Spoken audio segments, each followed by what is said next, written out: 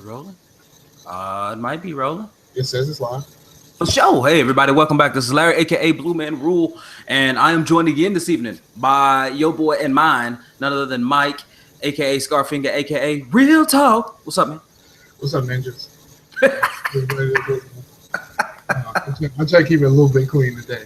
I appreciate it. Appreciate it. Hello, everyone. It's your boy Scarfinger. I'm here. You see how mellow he was? He was like, "Hello, good sirs and madams. How are you all doing?" All right, full disclosures. Everybody's watching. Your boy got a little bit of a buzz, so that's probably what this is. So, Right. So, all right, man. So, I'm sorry, guys. We would have started right at 7 o'clock Central Time, but let me explain a little bit why I was a little bit late. So, your boy's a little bit late today because one of the guys in my men's study group, he's an older fellow, and he said, "Hey, does anybody need a stationary bike?" He's like, "It's hitting my knees." And I'm like, "Yeah, I was literally saying to my wife just about 10 days ago that I need a stationary bike because I don't know how much I can keep hitting this treadmill with my limited running based on my knee. But a bike, I bike like crazy." So I was like, "Man, if I can get that and sit down and watch my shows on Hulu or whatever on the bike, I'm going to kill it." And dude, it's really nice, man. It's one of the bikes. It's a Gold's Gym branded bike. I think he got it from Walmart because the sticker's still on it or whatever. But it has like speakers, so you can plug in stuff from your iPhone. You can plug it right into the 3.5mm jack drive. Boom, we got speakers on the front. Has a little fan, so when you pedal, you can turn the fan on higher, lower, off. And then it also has heart rate monitors on the grips when you're holding down there. So man, it's legit. It's legit. And I just put it in the workout room when I made it home from work. And so it was funny because he and I were both packing it out to the car from his house, and we're both out there in suits packing out a stationary bike. So I probably should have planned ahead, but I didn't know that was going to happen. So that's why I'm a little late.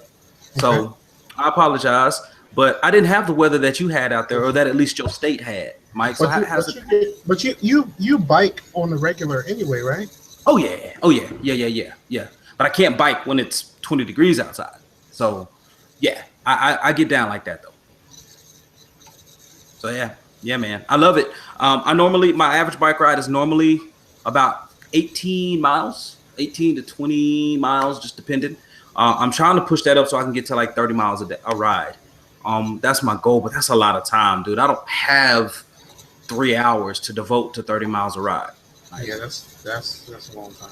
I mean, that's a lot of podcasts to flip through. That's probably all of about one Game Enthused show. But yeah, man. So but that's it for me, really, man. On that end, man. What you got, man? I know you really want to get into the sports. You want to talk about some sports? I remember one of the times I've been on Facetious before. I had the thing where I don't understand sports fans. And I don't understand here's the problem that I'm having right now is I'm not a big fan of anything. The problem that I'm having right now is like sports fans going off about bandwagon things. I don't get it. Like, I don't understand. Like the idea that, you know, someone likes a team, and just because they may have not liked the team for very long, right, all of a sudden they become terrible people. And I'm like, when did they become terrible people? And also, like, when, you know, the thing happens where the Patriots lose, and the Patriots lose, and then everybody goes, ha, Patriots fans. Like, the Patriots fans didn't do anything.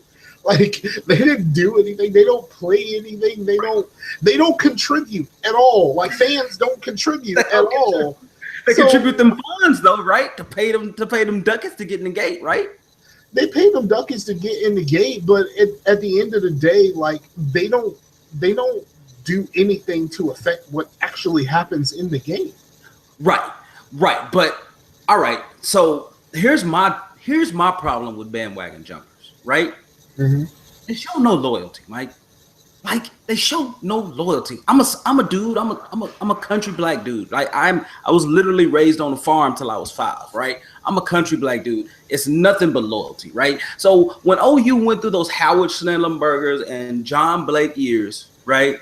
You didn't have anyone in Oklahoma talking about, yeah, go Sooners. I knew a couple of people.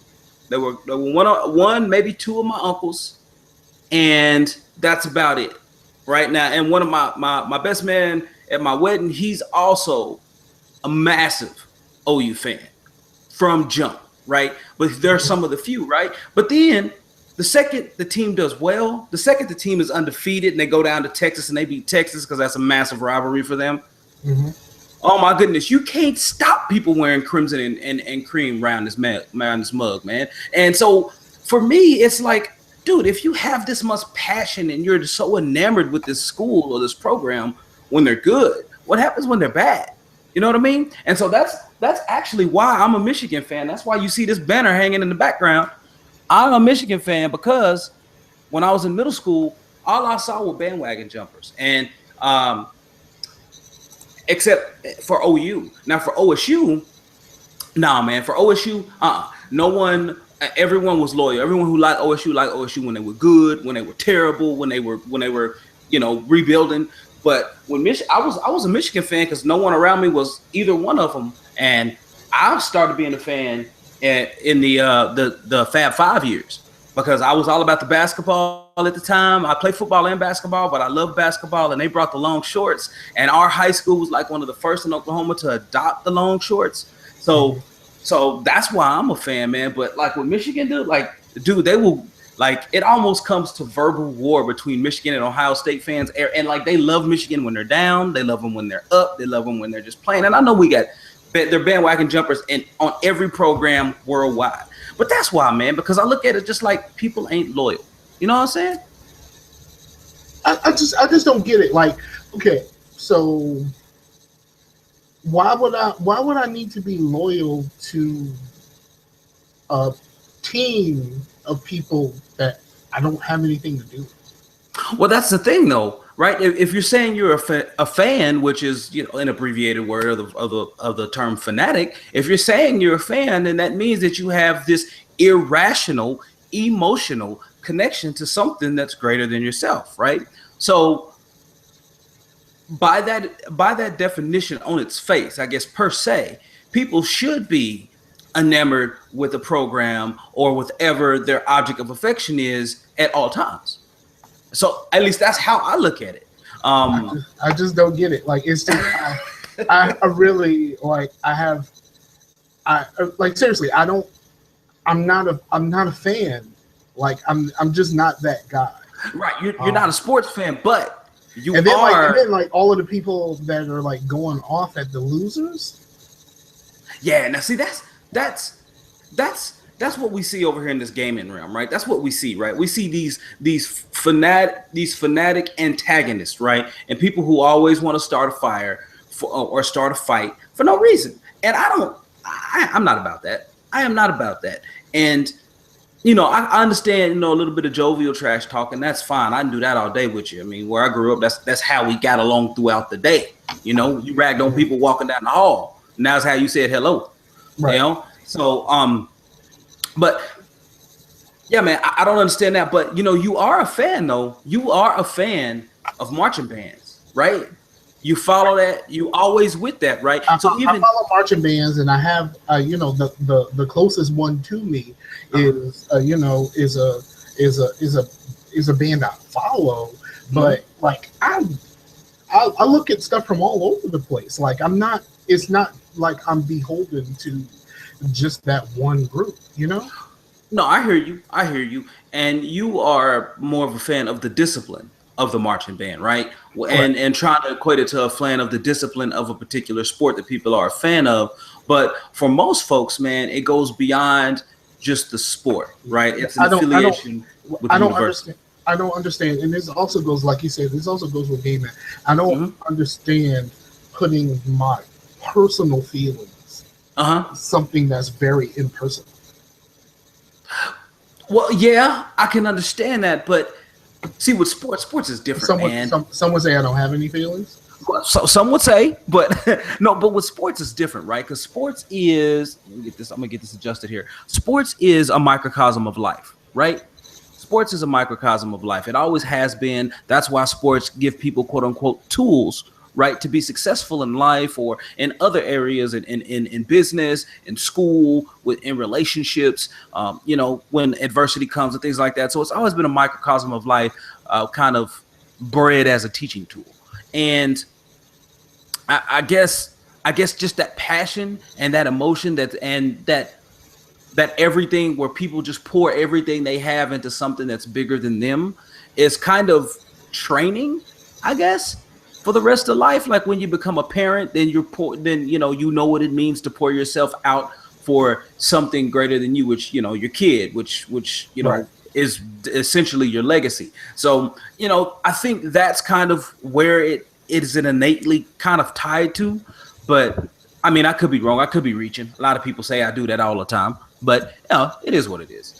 But no, I hear you, man. That fanaticism is something that's crazy, but you know, man, that's what drives sports, right? Like we were looking up, and you know, the Raiders are still kind of up in the air, and people don't know whether they're going. And now the rumors they're going to San Antonio, which right, you know would be crazy cool, because San Antonio is a lot like Oklahoma City. All it has is a basketball team that's, you know, professional. Is it weird that if the Raiders go to San Antonio, both of their sports teams have the same color? Yes, and I thought about that too, man, because it was like nothing would change, right? It'd just be same stew, different pot. It's the same thing. So I thought about that, and yeah, that is weird, but somewhat telling and partially ominous, right? Like it's XFiles. Like speaking of which, you watched that preview last night? No, I've never watched the XFiles in my life. And what? It's not gonna start. Why not, man? I think it's entertaining. I've just never watched it. It never really has been something that interests me at all. So all right. I'm not saying it's bad or anything. I'm just saying I've never been interested. I enjoy it. I enjoy it. Now you and I both watch Flash and Arrow, right? I am behind on Arrow. I'm caught up on Flash. Me too. Same here, right? So why is it, even though Arrow started first, Arrow got me into the CW superhero universe, why is it that's the show that I can let pile up episodes on Hulu before I press play? Why is that? Why is that? I don't know. Why is it?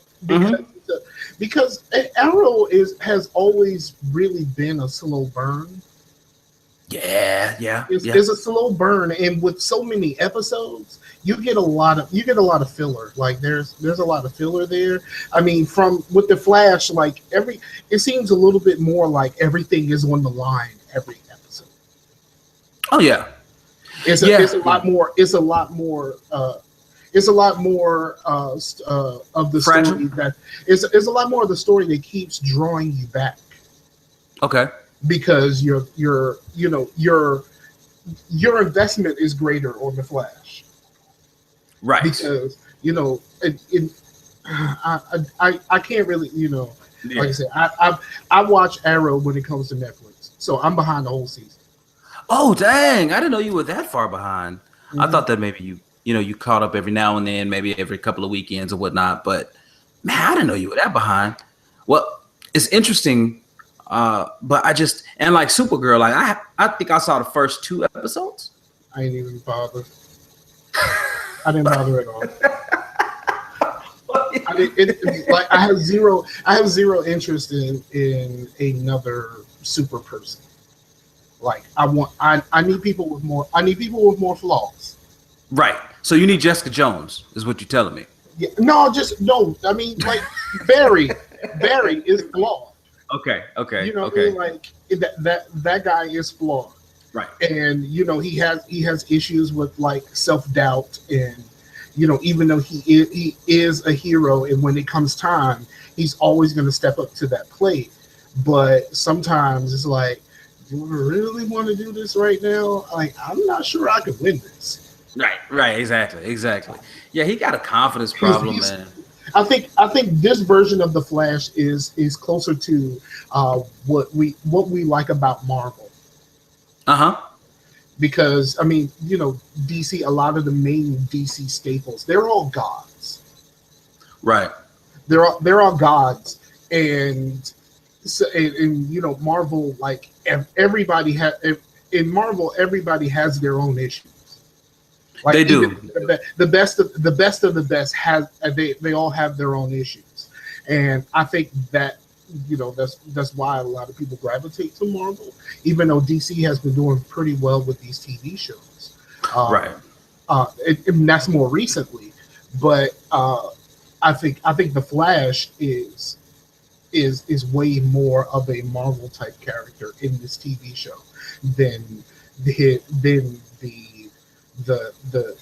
DC god that the other entities would lead you to believe he is. Right. Now, that's one thing that I think is really cool, because when you brought up flaws, man, I mean, that's the draw for all the Marvel characters, but in particular Captain Marvel, because I can't wait till people start seeing her and her films and stuff, because I think her films will be sort of funny, just because a lot of people don't know her flaws, but some of her flaws are that she's really, really powerful, but she's highly insecure because she's not appreciated as a hero, right? Like, people don't know her. They'll see her walking on the street and they'll just treat her like any other person, right? If she saves someone, they'll be like, thank you. What's your name? Like, they don't know her name. They don't know her hero name, right? Even though she has this one unique, like, really sexy outfit, and they still don't know her name. And it's funny because later on, I think around one of the revivals of her series, she ends up hiring a publicist because she ends up being she's an Avenger. She's a mighty Avenger, and I think a secret Avenger, whatever. But she's an Avenger as well, and she ends up like doing something and saving some things. But then she hires a publicist to get her out there so she can actually like start getting all these deals and all these sponsorship offers and things like that although the superheroes have, right? But she's just left out in the dark. And so she wanted to be Booster Gold. She didn't want to be Booster Gold. She just wanted to be recognized, But Booster Gold, he is a terrible. Who came up with Booster Gold? Someone was making fun of a superhero.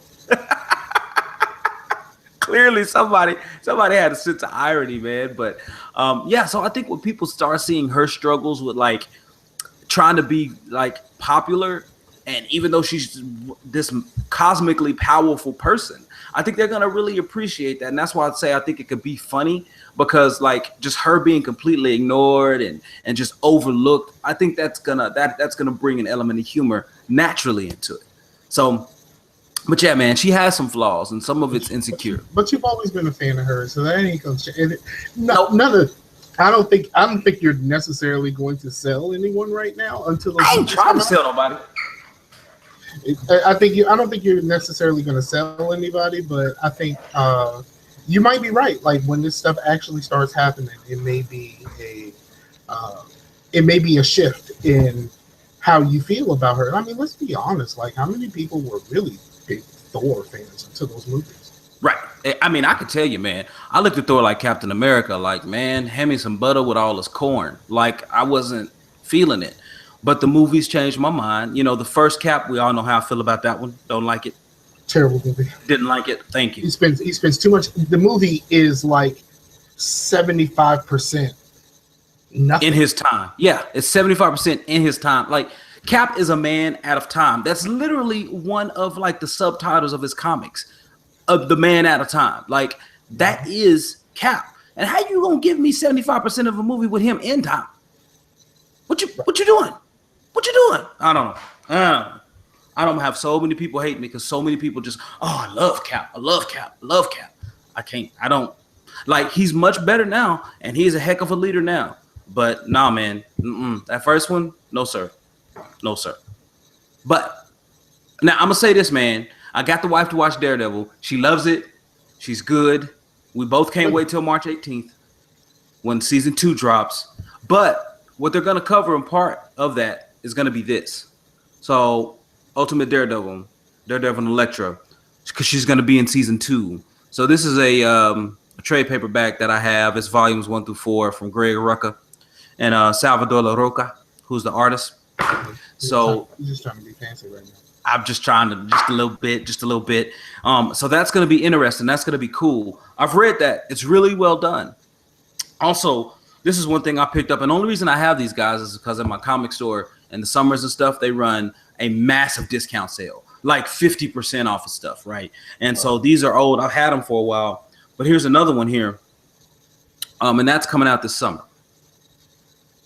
That's what Cap, right? So this is the Civil War, but this is the X-Men universe and all of everything that went on in the Civil War. So it collects, let's see, X Factor 8 and 9, Cable and Deadpool 30 through 32, and then it also collects a couple of other issues that are in here as well. But it's really, really cool, and I really, really recommend it to folks if they want to kind of figure out and see what's going on with the Civil War, because straight up, the Civil War was massive. It was as huge as Avengers versus X-Men, as huge as the Age of Ultron series. Those are the more recent ones, and there are so many other things that went on in the timeline. They only have a certain amount of time in the movie to explain it. So I'm imploring people to just go out and get it and read it, because it's really good. So it just gives you an understanding of everything that's going on in the universe, man. So, especially because the trade paperback of the Civil War proper ended terribly. No, man, it's all right. Civil War proper ended terribly. Civil War proper ended terribly, yes. But and a lot of people who, you know, our age, we've played Marvel Ultimate Alliance too, right? Like in that game, like the first half, 60% of that game is that entire story arc. It's that entire storyline. So go play it again. It eventually, I hope, will be backwards compatible. If you can find it for a decent price, because man, what a gouge! Yeah, because when the movies come out, forget it. The prices on those used copies are gonna skyrocket. Don't even try it. Seriously. You know what will be like the most underhanded but awesome thing ever? What's that? Is when the movie comes out, one of either Xbox Live or PSN gives them away for free. Man, well, PSN can't. PSN can't. So I'm guessing Xbox Live. You think they will? You think Activision? I think that would be like some old that would be a coup, I would say. I would agree. Because man, that would really kill it right there. If the PlayStation could, you know, with the backwards compatibility and all, but yeah, I think that would be. I think it would be personally. I think it would be kind of dope.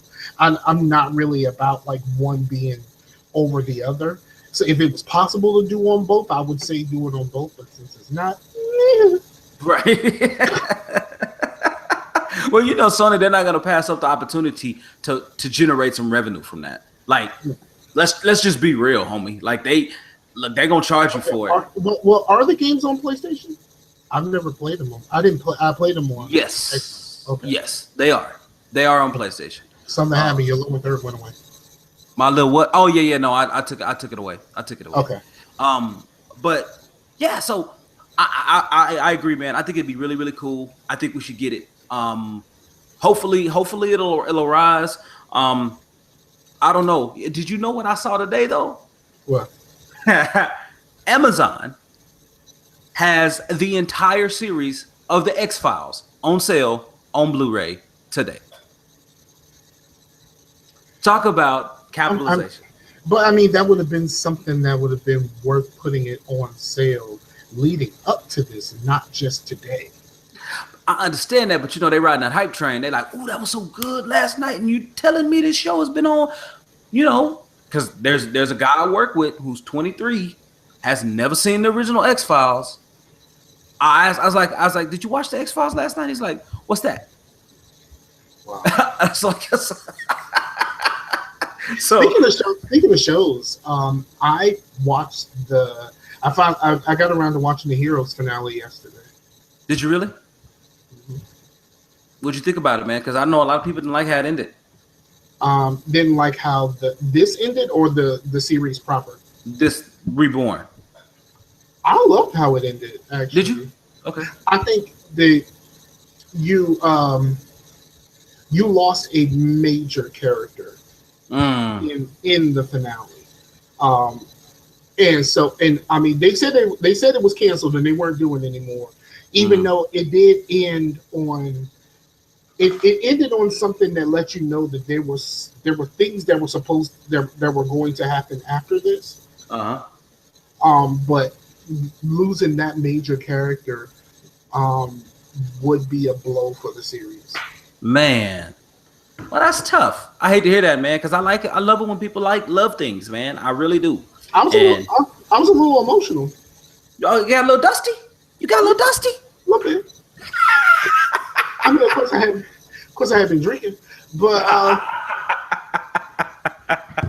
oh man, dude, I need a drink. I've been snowed in I was snowed in for the last 2 days, so right. I couldn't really go anywhere. I couldn't really do anything.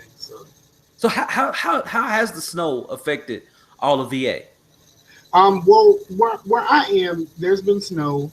Not a whole lot of snow, but the second day started with some frozen rain, and the frozen rain accumulated, and then it snowed on top of that. So at the bottom of that is all ice. Yeah. So like the school system had to play it safe. It was just like, look, we want, the main roads are fine, but the secondary roads which these kids are coming from are not, and we can't put nobody at risk though. Right. No, so, I think a lot of the schools around here are going. They're going back to school tomorrow because it got warm enough for a lot of it to melt today. Oh, okay. For a decent amount of it to melt, I wouldn't say a lot, but a decent amount of it to melt. So they're going back to school tomorrow. But yeah, it was kind of crazy. It snowed like crazy the first day. It was ice and stuff. The second day. Yesterday was just kind of remnants, and today it started melting a bit. Okay. Now my question is, how's it going to hold up overnight? Because overnight, if it gets too cold, then that's just going to refreeze. But it's going to get warmer than it was today tomorrow.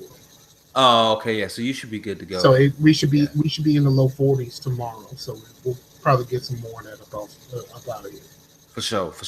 And everybody, we're recording early because I'm leaving for PAX South on Thursday. So that means Wednesday night I'm gonna need to pack and I'm gonna need to do everything. And so we're gonna try to make this like a Wednesday deal, kind of keep it Wednesday, if that's cool with Mike. That's what we agreed on initially. So I mean, if it needs to change, it needs to change. But that's one reason we're coming at you guys early on Monday evening to try to get this knocked out. And but yeah, I will be at PAX South. I will be on a panel. Actually, I'll actually be presenting the panel this time as well. It's going to be decision. What is it? I will pull this up for you all because I think it's pretty cool. If you go to south.paxsite.com and if you go there and you look at the actual schedule, and it's Saturday evening, it's 6 p.m. Let's see. Saturday evening at 7 p.m. Decision 2016, vote on Game War of Awards or Donald Trump. So it's gonna be pretty fun. It's gonna be pretty cool. See, I myself will be there.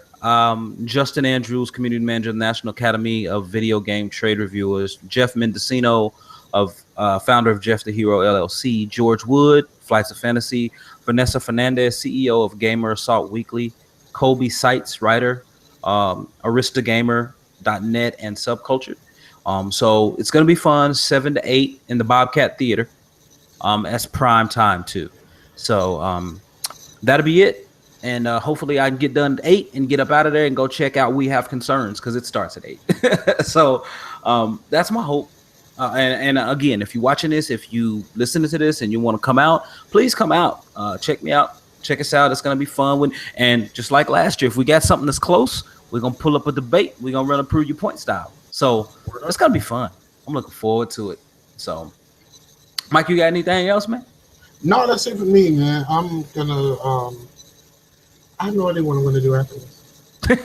Hey, you look like you need to take a nap, player. I think some drunk texting is in order. Some drunk texting? Oh, that's never a good plan.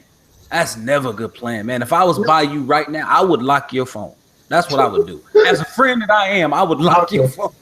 I'm joking. I'm joking. I ain't texting nobody. That's what's up. But shout outs?